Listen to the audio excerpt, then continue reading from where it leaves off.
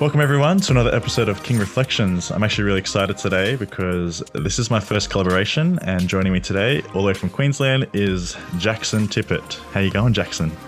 My man, how are you? I'm good, thanks. How are you? I'm good, thank you. Good. So, quick, brief rundown of who you are and where you've come from in 30 seconds or 60 seconds or less. Tell me, how did you get to where you are now? Damn, that's on the spot. Basically through, just hard work, man, consistency, putting myself out there through social media, mainly through Instagram. Just consistency and putting myself out there is probably the main two things, man. And just being real, just being like myself and not trying to be anyone else, and just doing the best I can in my own body, really. Yeah, sweet. So how did you get into the fitness industry?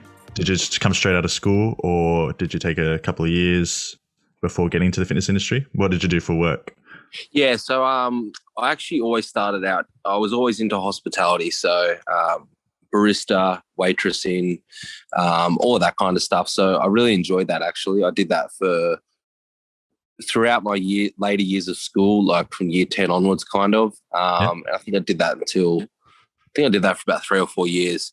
And then what I did was I was like, I've always been passionate about fitness. I got started in the gym when I was young. Even before that, I was into a lot of sports, AFL, basketball. I played pretty high up there with state teams. So, but I don't know why I got out of it, but I did. And then I got into the gym, which was still in the fitness scene, but just I really enjoyed it, man. So it was a big passion. And then that led me on to wanting to do my Cert 3 and 4 in fitness, which was my main passion, and wanting to actually help transform other people, help put other people with, my knowledge and everything I've learned through my years of training, nutrition, my errors, all of that kind of stuff. So yeah. I went and studied my Cert 3 and 4, completed that at Fit College, which was in class, not like online, which I think helped a lot better. And then from there, I just, like pretty much any other PT, started out in a gym. I went to multiple gyms, to be honest. I worked in a few. And it was all just kind of the same thing, man. You know what I mean? It was just like, work your way up, try get a big clientele, pay your rent each week. And I just felt like there was no, how do you put it? There was no, you couldn't really keep progressing, if that makes sense, unless you were just in there every fucking hour of the day. Do you know what I mean? Yeah. There's only so much money you can make doing a PT. So I was like, hang on a minute, like how can I make more money? But not only that, like actually run my day how I want. So I just was like, I looked up to a lot of influencers and stuff, and I seen that they were all doing the online coaching, which exact same as me, training and diet plans, but online, not face-to-face, not paying rent, etc. So I was like, it honestly took a long time to come around and get to it, but I was like, fuck it, I'm just going to do this. Like, I'm just going to take a risk. And I just started, man. Like, honestly, people, I don't actually really even know how it progressed, and that's the honest truth. It just progressed. I showed my transformations. I think I gave out a few diet plans for free and stuff, and just like got some transformations with them. And then from there, once people started seeing the results that I was showing with other clients, it kind of just led from one thing to another, and it kind of leads me to where I am today. Yeah, nice. So do you find it hard, or did you find it hard in the gym, but also online, where some clients weren't taking it as seriously and weren't getting the results? Is that why you transitioned onto online? Because you're going to find people that were going to take their training a lot more seriously? No, not at all. I transitioned online purely for the fact that I could work from my phone. I could get a bigger audience, so I could essentially coach the whole of Australia, if not worldwide. And also I could dictate my hours and not pay rent. So those were the main three things, which is huge. Like if you take away paying rent, you can dictate your own day, and you have a wider audience, who would not take on those options? Do you know what I mean? Yeah. Yeah, definitely. Yeah. So that's literally the reason why I did more of an income and more stability, in my opinion. Yeah, nice. Yeah, so because it does give you that more flexibility to arrange your time how you want it, and rather than dealing with the clients, so they probably already know what they want to do or know how to do the exercises, but they just have your directional guidance there. Yeah. Nice. So, how did you become a fitness influencer? How did that blow up? And because you've got quite a few followers on Instagram. How did you get so popular or massive on social media? Another good question, man. Basically, just honestly, man, consistency. Yeah, it's kind of hard. It just comes down to actually putting in the work, like, with anything. Obviously, the look that I have, in my opinion, kind of separated it from your normal look. Do you know what I mean? Like, when I was in shape, I had the tattoos. I looked different. So I suppose that caught the eye and the attention of brands or whatever it may be, that they wanted me to maybe represent their brand and be the face of it or something. So that was definitely a big part of it. But it just came down to, I was just reaching out to brands, man, like hundreds and hundreds of brands. And, it all started out, I just shot gear for free, like most of your people do online, like a collaboration kind of thing. Yeah. And then my content was really good. So the feedback I was getting was just amazing. Like, it was like the brands were like, wow, like your shots are actually really good. You know what I mean? So do you want to do more for us, or do you want to do ongoing work? And then it, like the online coaching, it just led from one thing to another. And then it just got to the point where I was starting to charge photo shoots. And yeah, pretty much just every single brand just wanted to, not every single brand, but a lot of brands just wanted to work with me. So, and now to the point where it's like I'm actually turning down work because I just can't get through it, if that makes sense. So yeah, it's like anything, man. Like, you really do have to put in the work. Like, people don't see the behind the scenes stuff I do. I honestly put in so many hours on my phone, and with shoots and stuff, it's not even funny. So you definitely have to put in the work with whatever you want to achieve. Yeah, definitely. I feel that the more time, like excessive time that you put into your work, obviously the more you're going to get out of it. And then eventually it's going to overflow. Like, those people, the demand of you will eventually overflow because you've made connections and networked with so many brands already that, every other brand is going to be, the traction is then built. Yeah, 100%.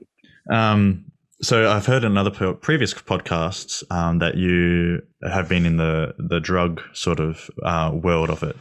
What brought you out of that? What made you realize this isn't actually a great thing for me?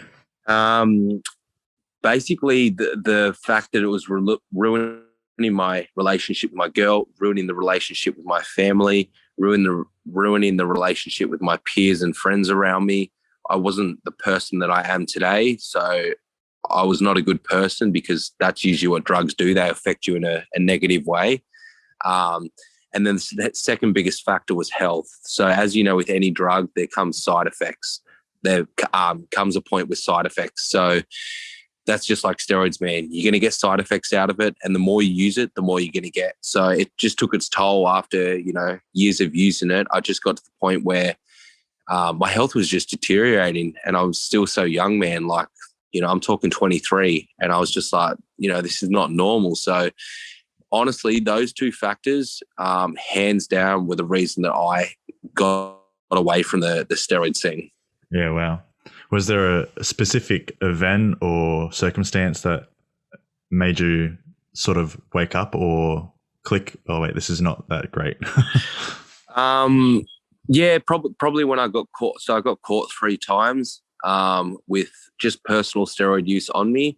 And basically, once I went through all the court system and stuff like that, and, was on the verge of going to jail for it, that was the big wake up call. And I just thought, there's more to life than, sitting in a cell and For what? Do you know what I mean? Yeah, definitely. What, to have a good body? Like, you know what I mean? So I was just like, just wake up, and it just instantly snapped, man, when it got to that point, and just decided to make a change. Still love training, still love doing everything I do, just without the steroids. Yeah, nice. Yeah. Well, I'm glad you are still with us and still being a great influencer for the community. No, it's it's definitely like a lot of people think they can't change, or they never change, but I'm a big believer in, I don't care who you are or what you've been through in life, that you can definitely come out on the better side of it. So don't think you can't change. Yeah, definitely. Yeah. And with the whole concept of changing and your history with drugs, do you feel even in the fitness industry as well that like the authenticity is lacking and everyone's just focusing on the outward appearance? Do you find it hard to find authenticity in the fitness industry, especially the people that are putting on for show a lot, if that makes sense? As in like, do I find it fake, do you mean? Yeah. Do you find a lot of people are just putting on a front and not really being as genuine as they can be? 100%. I think the fitness industry out of every industry is the fakest. Everyone is trying to be something better than they are, if that makes sense. Yeah. Or, comes down to like, even to the point of photoshopping their images, or I can do this or I can do that. You know what I mean? Just trying to be better than they actually are, just to be known for that, if that makes sense. Or try to get some clout or whatever it may be. So I think it's hugely faked, and I think it's sad, because there's no need for it, in my opinion. Do you know what I mean? Yeah, I completely agree. Yeah. How did you actually rise above the bad press? You said you got caught, and I did see on another podcast, or heard on another podcast, that you said that there was like a newspaper article on you. How did you rise above that, and how did you overcome, there's probably a lot of social media, people on social media or people online just, wanting to hammer the fitness industry, but also yourself as a influencer. How did you come out of it? Yeah, that was a hard one, man. It honestly took a lot of time. Time was the main thing with that. Once you actually change, people are still going to know you for what they've heard, if that makes sense. Yeah. So the media, the articles, the Google, all of that type of stuff. So basically, man, I just had to change. And when I did change, that was number one. And then it just came down to basically just showing that I was changed to people. But obviously, like anything, loyalty, trust, all of those kind of things, if you break them, they take time to get back. If anything, some people will never trust you again, if that makes sense. Yeah. So I just had to change, man. And then slowly, as the months went on, even years, people were just slowly starting to see that I actually wasn't that person I was before. I wasn't taking the steroids. I was doing different things, like, you know what I mean? Now I'm, even just in my attitude, man, like I'm completely different. I'm way more genuine. I'm way more happy. Not only that, I'm trying to help more brands. I've got my own podcast, which clearly I'm trying to help mainly things like mental health, suicide, depression. Yeah. So it's like, it's not really rocket science now. People can definitely see I've changed, but without the time, that was mainly the main thing that actually made people realize that I was actually a different person. Yeah. And it's disappointing sometimes, hey, how some people just have this stuck past image of you and not wanting to change it, and have this concept of, you know what, he was that person in the past, that's what he's always going to be. And it's just sad, because how much people then won't grow. Yeah, man. And honestly, that's my biggest pet hate, like, to date.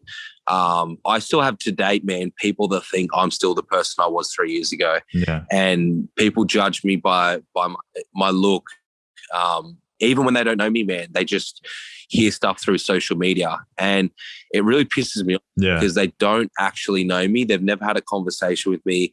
And honest to God, man, anyone I actually have a proper chat to or meet face to face, I've never, ever, ever had a problem with. So that's why it affects me that these people talk shit from maybe hearing something from someone else, or they'll just see that article pop up on Google and then immediately, oh, he's the steroid guy with tattoos, blah, blah, blah. He's, trying to be a social media influencer, but he's really setting the wrong image. And that's what a lot of people think. And it's like, you wouldn't know me from a bar of soap. So I really do hate that. And I don't get why people do that, because I don't judge someone if I don't actually know them, if that makes sense. Yeah, no, exactly. And that's what it really should be. It shouldn't be a judgment game of, and usually we only judge just to make ourselves feel better. So it's out of out of jealousy and out of our own self-hatred in a sense. Yeah. It is sad though. It is very sad. But it's very, very, very common these days, especially on social media. Yeah, especially, like you said, social media is, people projecting, like you said, with the fitness industry, they're projecting this image of themselves, which isn't all that real. And it's building in other people that are viewing it a sense of jealousy, and then they start judging automatically, which is a vicious circle. Yeah. I find it's a vicious circle. Yeah, man. But I just stay out of it now. Do you know what I mean? If someone has their opinion on me, if I know deep down inside I'm a good person, doing nothing wrong, helping other people, it doesn't really worry me. Do you know what I mean? Because half the time they're just less insecure, or that's basically the two reasons what it comes down to. Yeah, exactly. Absolutely. 100% correct. Yeah. So what do you believe? You said before that you like to help people, and that's where you find your fulfillment and passion, helping people out with their fitness goals especially. And what do you feel is your purpose in life, and how are you achieving it besides PT?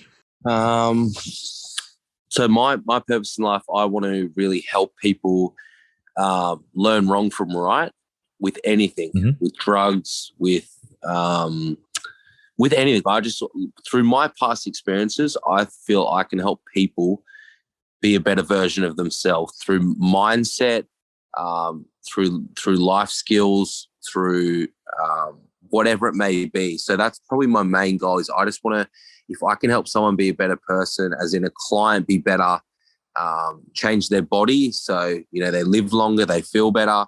If I can help them tap into their mindset and become a better version of themselves, so they're more motivated and they get in about and doing more stuff. Yeah.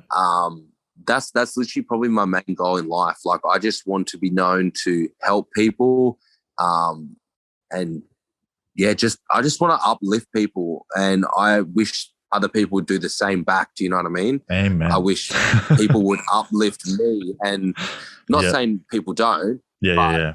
There's very, very few. Yes. So imagine if everyone uplifted everyone. Like, imagine what the world would be like, man, if everyone supported everyone. It would just be crazy. It'd be a whole different place. Yeah. So true. So true. What's your purpose too?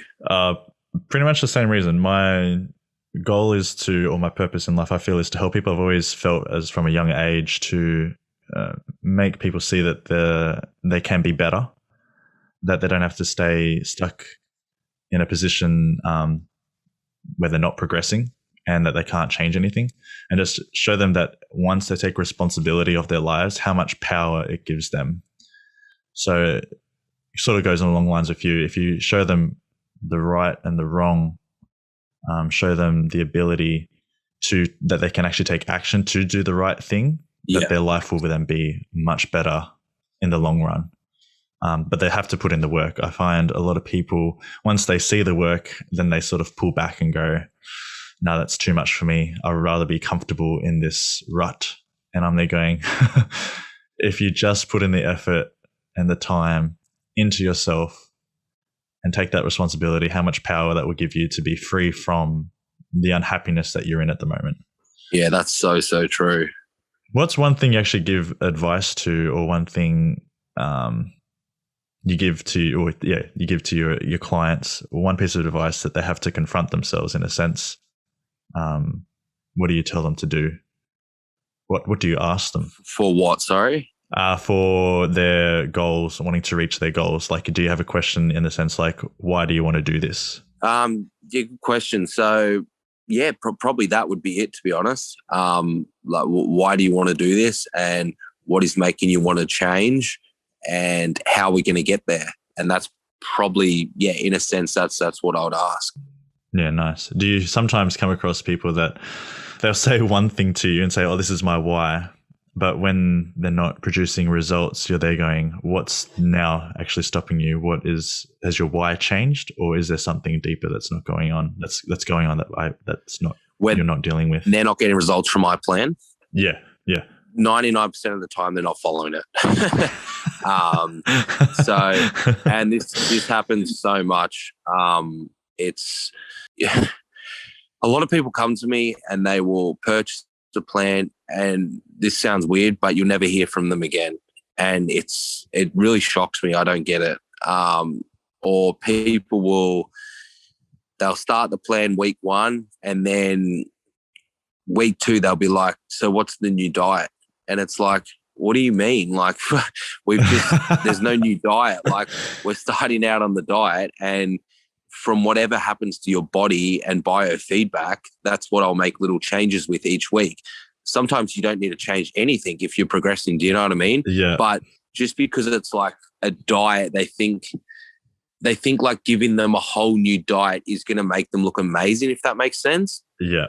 When you've already given them one, it just blows my mind, man. And then a lot of people, you'll say, could you do, X amount of cardio in a day? Like, could you go for an hour walk? Because that's part of the plan, because that's part of the I have my own plan that I believe in that will get you results. Yeah. And then they'll complain and whinge and all this kind of stuff that they can't get the time in to go for an hour walk. And like me and man, like, I'm busy, man, and people are busy, but I don't care who you are or what you do. I honestly don't care, and I mean this. There's no reason you cannot spare an hour sometime in the day to go for a walk. Yeah. Whether that's at night before you get up. So whether that's you set your alarm 1 hour, you set your alarm for 1 hour earlier when you wake up than what you usually would, and you've got it done. Like, yeah. There's no reason if you go on your lunch break at work, there's everyone can spare an hour, and I'm just talking about the walking. But if you wanted to do the weight session for an hour, every single person on this earth, unless you physically can't move, could get some type of fitness in each day for an hour if they really wanted to. Yeah. And it just comes down to they're lazy and they don't want it hard enough if they don't. Yeah. No, I've had the exact same thing with my clients. I would write up a program and I'll be like 2 weeks later, oh, how's the program going? Oh, I haven't even started it. What do you mean? That's crazy. And the worst thing is when they actually they've sort of pushed you to write it as quickly as you can, and you've written it like within really quickly or within a day or two, and then they get it and they don't even use it, and I'm there going, you just made me like put your program as priority, yeah, and you're not even using. Are these it. paid clients or? Usually at the start, yeah, the first program is free that I'll give them to them. Yeah. And then the next one that I wrote, because they're like, for example, 3 months later, they'd be like, oh, I want a new program. Okay, cool. How'd you go with this one? Oh, I did dribs and drabs, but I want something different. Okay, no worries, but I have to charge you for this one. I charge them for it, and they still don't even use it. And they're going, why are you wasting your time, but also my time for writing up something that you're not even going to use? Like, where is your head at? Where is your determination and inspiration or motivation? Where's your discipline? Why haven't you dealt with that first in your head? I don't know, man. Like, I think before someone wants to acquire a plan or wants to get with a coach or whatever, you have to have so many other variables in your life ready, and like, you can't be distracted. You can't be out of routine. Like, you have to be ready when you actually want to start. So like even for me myself, I don't really ramp up everything or get everything ready until I know that I don't have stress in my life. I'm, everything's just rolling, because at the end of the day, you got to have everything in place. Yeah. Like you can't be stressed. You can't be missing stuff. You can't be missing meals. Yeah. And if you know that's going to happen, you're better off just waiting until you're ready. Yep. I completely agree. It's a state of mind where you're like, you know what, I've got, work is allocated and it's on schedule, sort of thing. It's on a regime. My family, if you have kids, you got feeding the baby and putting it to sleep at certain times. Then you'll be able to then assess, okay, my diet, let's fix that first before I start exercising, because there's no point in putting food in my belly that's going to be destructive, like fast food, and then doing workout and my muscles are working out on bad food or bad calories, in a sense. 100%, man. I couldn't agree anymore. What's your training regime like? Do you train 2 days, 2 times a day, or 7 days a week? Good question. So as of now, or when I was serious? Now. Yeah. So actually, you do now and when you were serious. Yeah, good question. So now I would train. Definitely would not do a double session in a day. And I don't really believe it for anyone, like unless you're not working. Like that's a lot of toll on the body, a lot of time out of your day to go and do a double session, if that makes sense. Yeah, definitely. I don't think you need it. If you put the intensity into one session, I really don't think you need to get 2 sessions in a day. I'm not going to say no, though. Like if you want to do it, go for it. But it's 99% of people can't do that. So I do 1 a day, and then I'll always, no matter what, take 1 day off a week. And I think everyone should too. Rest is very important with the body. So 1 day is absolutely needed. More even better, to be honest. But that just gets to the point where, like myself and me and you probably, that when you got a rest day, it's like you don't want to rest. Like it's boring. Do you know what I mean? So yeah, definitely. That's where it comes down to. I would say even train 5 days a week, but a lot of people just don't like taking those rest days. So I would do 5 to 6 days training a week. 1 session a day, 1.5 hours. I wouldn't go over that anymore. You can't be putting in the work. Like if you're in there for 3 hours, you really cannot be training to full intensity for 3 hours. Like you would be absolutely gassed if you were training short breaks, full intensity for 3 hours. So if you're one of those people that are listening that's in there for 3 hours, you're definitely doing something wrong. And you'd actually be better cutting it back, because your cortisol is just through the roof. Yeah. So, and then obviously when I was serious, it was the same, but it was a lot more like, so exact same. I would never do double sessions, but it was more like I would get to the point where I would document stuff. So I would actually document my lifts. So if I was, every single session, I was doing something I hadn't done the session before, where it takes a lot more.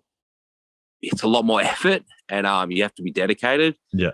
Whereas now I just go in and I still train similar movements. I still know how to engage the muscle, but I just train for enjoyment. Like I might just pick exercises I like, and I won't go super, super intense. So like, whereas what I used to do was like absolute failure, like to the point where you could not get another rep. Whereas now it's just like, you might just go in there for a bit of a pump. Yeah. You'll still fail on some sets, but not on all. Yeah. So if you do want to, like anything, if you want to take your training serious, you really have to go to that next level. And I firmly believe that. Yeah, definitely. Definitely agree. Same with your food. Like, your food has to be, it can be average, but I guarantee if your food's average, you're going to look average. Like you have to literally dial down your diet if you really want to, get lean, like you really do. Yeah, definitely. And do you agree that it's like 80% diet and, 20% training? This one goes around a lot. I don't, because training actually like if you really ramp your training up, you can take your physique to a whole new level. It can set. So if you have two people on the same diet, but one's training average and one is training absolutely insane, I guarantee you they're going to look a lot better. And I really do guarantee you that. So you can't say that. Yeah. But in saying the 80-20, if you could pick if you could focus on one more than the other, hands down, diet every single day over training. So the diet will definitely dictate your physique more than training, hands down. Yeah. So yeah, I would just say 100. Easy.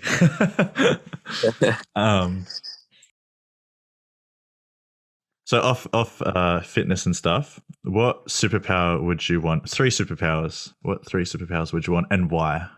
3, what do you mean in fitness? No, just in general, like a fun thing. Damn, you put me on the spot. If you have a superpower or could have a superpower, 3 of them, what would they be? So one would be, if this is a superpower, one would be to see ahead of time, if that makes sense. So I could predict, I know what's going to happen in the future, if that makes sense. I think that would be one of the best powers to have in your body, because you could virtually see everything, say, ahead of years, and you would know what's going to happen. So you could, whether something bad was going to happen, you could try it, reverse it so it wasn't going to happen. Okay. You would know where you're going to be, so you could set yourself up and be prepared for that. Yeah. I just think it'd be one of the best superpowers to have, in my opinion. The other one would be, oh man, you've put me on the spot. I would say I would love to be able to yeah, you've put me on the spot. You really have. I would say I'd love to be able to fly. Yeah. If that's one. Yeah. So, like, me personally fly. So I would just not get on a plane and just go wherever I want. And then you wouldn't have to use cars. Yeah. Everything would be quicker. So, if you wanted to go for a trip, you'd just be there automatically. Yeah. And then another superpower would be to, I can't think of one.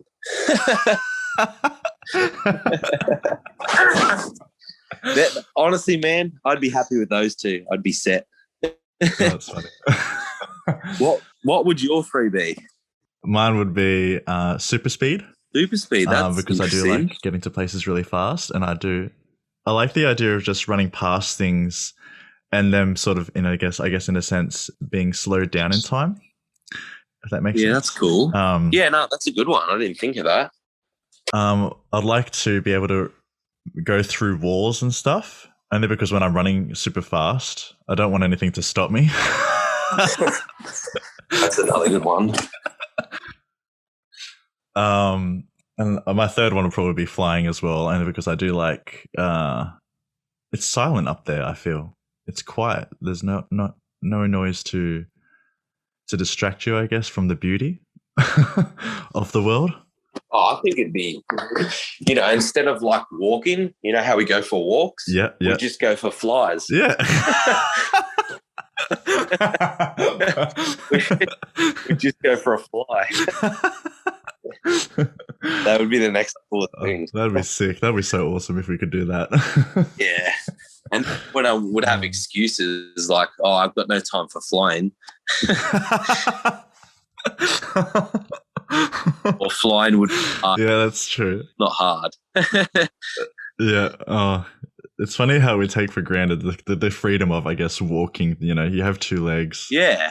Use them. Go and enjoy nature. Just go strolling down the street or something and look at something that's, will make you go, oh, that's so good. That's so beautiful. Like, I never saw that before. It's so like, honestly, what you just said is like, I just think back to when I actually had, I broke my ankle, and like, I just was like, all I wanted to do was go for a walk. Do you know what I mean? Yeah. Like, all I do was get up, and then you just take it for granted. Like all I wanted to do was move. But then when you're free in that, Yeah. it's like just doesn't mean as much. Do you know what I mean? Like Yeah, I really definitely. think you should take everything for granted. If you're healthy and you can move, you can even go to the gym. Like Yeah. they're things that you really take for granted, and you shouldn't treat it as a chore. Do you know what I mean?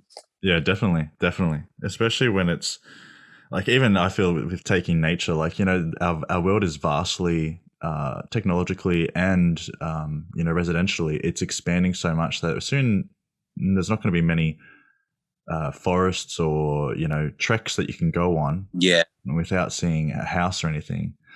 And just taking advantage of the nature and the beauty and listening to the birds rather than traffic, rather than planes over our heads, sort of thing. Just hearing yeah, the birds chirp, or, the animals rustling in the grass, so to speak.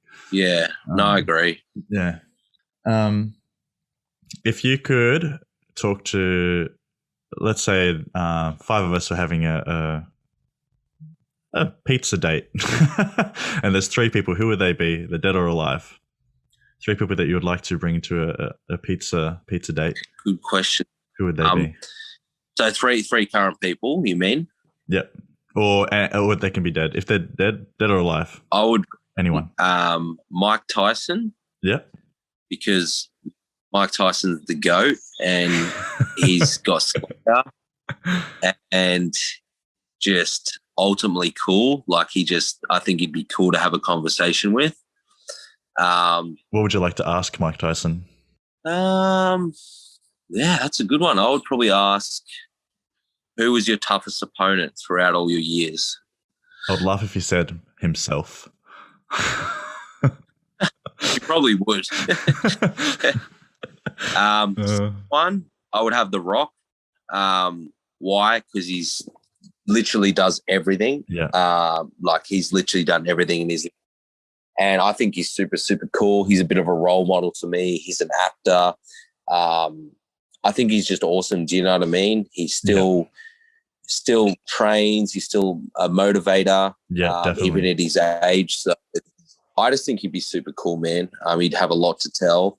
And then the third one, I'd probably say like some like rock star or something. Like I'm trying to think who. I'd probably say someone like Michael Jackson or something. Oh yeah. Do you know what I mean? Yeah. Someone super, super famous. And I just think it'd be really interesting. Do you know what I mean? Yeah, definitely. Definitely. Yeah. So that would be my top three for sure. So with on the concept of famous, and probably most people will say to you, because you do have like 64,000 followers? Yeah, 154,000. Do people come up to you and be like do you feel famous in a sense that people do come up to you, or they do ask for your photograph or your signature, or what's it like having that many followers? So you mean like when I'm out and about? Out and about, or even on Instagram, like do people message you and ask for, I don't know, a photo or something, or a meetup or a catch up or anything like that? Yeah, you get it, man. Like not really a photo as much, but definitely like stop you and I've seen you on such and such, or I've heard your podcast or whatever it may be. But yeah, most of the time people just look at you, and they, I mean, I get a lot of looks anyway, just because of my ink, and people are probably judging, or who knows what's going through their head. But you probably get once a day. You'd probably get it if you're out and about. You'd probably get someone, kind of look at you or stop you or something like that. Yeah.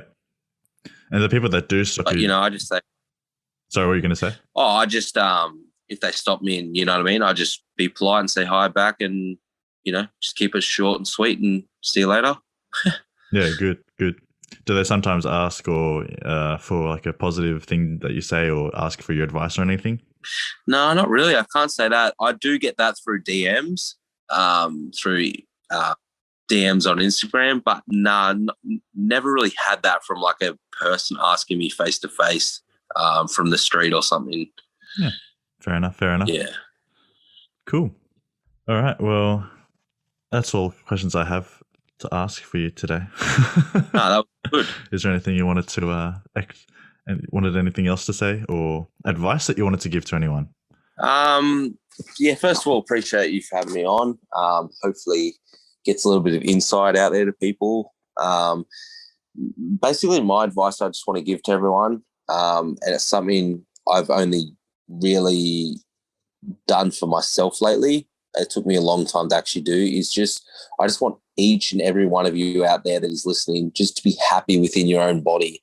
So with social media, with everything that is going on and just everything in our generation, there's so much comparing, if that makes sense. So yeah, definitely. We look up to these people. We look up to our role models. We look up to famous people. We look up to models, and we compare ourselves to them. You got to understand that you're never going to be like them. I'm never going to be like them. So you have to, and if you're constantly going to compare yourself to someone that's on a higher end than you, then you're always just going to be down and depressed, because your body is your body. And yes, you can change it in certain ways, but you can't physically change it to the point where, you know what I mean? Yeah. So it looks like them. You just got to be happy with who you are. Everyone has faults, you know what I mean? Everyone has parts they obviously wish could be better on their body, or, you know what I mean? They wish they could be better at this or that. But as long as you're just doing the best you can with your body, that's all that matters. Just be happy within yourself, because once you do find happiness within yourself, it's really funny. Like, you really don't care what other people think, and you just become so much more happy within yourself, if that's what you know what I mean? Yeah, definitely. Yeah. You just feel better, and it's something that I've only just done. That I'm always comparing myself, man, but I'm just like, at the end of the day, man, like, you know, I still look good. Like, I'm still healthy. Like, yeah, I could change this or that, but it's me. Like, it's my own unique me. So I may as well just be happy, confident, and I'm just going to be a lot more beneficial in life, rather than trying to be comparing myself to someone else and being down all the time. Yeah, definitely. I did have I think it was just out of high school that I finally was able to appreciate my, I guess, genetics, aesthetics, so to speak, the looks and the feels. Like, I hate my big feet, but then again, I appreciate my big feet because it's what helps me run fast. It's part of the balancing mechanism, I guess you could say. You know, I don't really excessively like my facial features, but that's what makes me who I am. And to make them, I feel, look better, I just got to make myself look presentable. You know, have my hair cut, have my beard trimmed, and just focusing on, you know, that I can make it as best that I feel can look presentable. And it took me a long time to accept my features and appreciate them. Yeah, you just got to appreciate what you have, man. And as I said, you can always try be better, but be better within your own self. Don't try be better and compare yourself to someone else. That's the difference. Yeah, definitely. And is it, when you were saying that you found yourself comparing to others, is it because some people in your life were saying, oh, you know, it'd be sick to look like them, or, you know, you could look, you know, you're not going to be as good as them? Like, is it that negative talk from other people that was making you doubt or making you not appreciate what you had or have? No, not really, man. I just always compare myself to others, you know what I mean? Just wanted to be better, but just started to learn that everyone's unique and individual in their own way. So I'll just be happy within my own body and skin. Yeah, good. Yeah. Well, you do look great.